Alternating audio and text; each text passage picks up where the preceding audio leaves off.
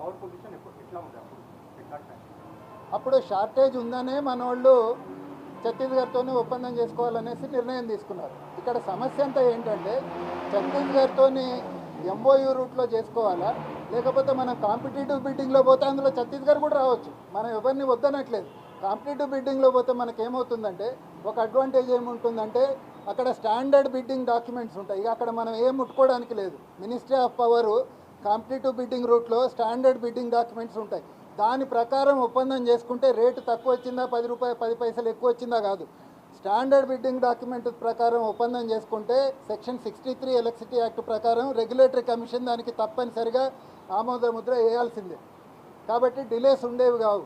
కానీ ఇప్పుడు ఏమైందంటే ఇద్దరి మధ్యలో ఒప్పందం జరిగేసరికి వందల తప్పులు వెళ్ళాయి అందులో. దాంతో ఆ కరెక్షన్స్ అన్నీ చేయలేక ఇప్పటికీ ఇన్నేళ్ల తర్వాత కూడా 7 ఏళ్ల తర్వాత కూడా ఒప్పందం ఒక ఫైనల్ కాలేదు.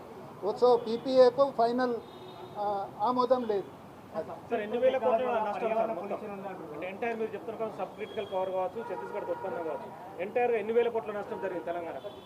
అంటే ఛత్తీస్గఢ్కు సంబంధించి 3 రకాల నష్టాలు జరిగాయి.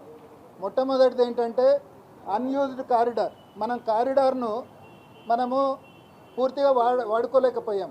1000 మెగావాట్ ఒప్పందం చేసుకున్నాము, 200 మెగావాట్ల వరకు పడిపోయింది. ఇప్పుడు అసలుకే లేదు. సో ఇట్లా కారిడార్ తక్కువైనా సరే మనం పేమెంట్లు చేసాం. దాదాపు 635 crores వరకు దీనివల్ల నష్టం వచ్చింది. రెండోది వాళ్ళు విద్యుత్తును తక్కువ సరఫరా చేసేసరికి మనం బహిరంగ మార్కెట్లో ఎక్కువ రేటు పెట్టి కొనాల్సి వచ్చింది. మన డిస్ట్రిబ్యూషన్ కంపెనీలు నెలకు 2 లెటర్లు రాశారండి, మాకు ఎక్కువ ఖర్చు అవుతుంది అనేసి. దీనివల్ల దాదాపు 2000 కోట్ల రూపాయల అదనపు భారం పడింది.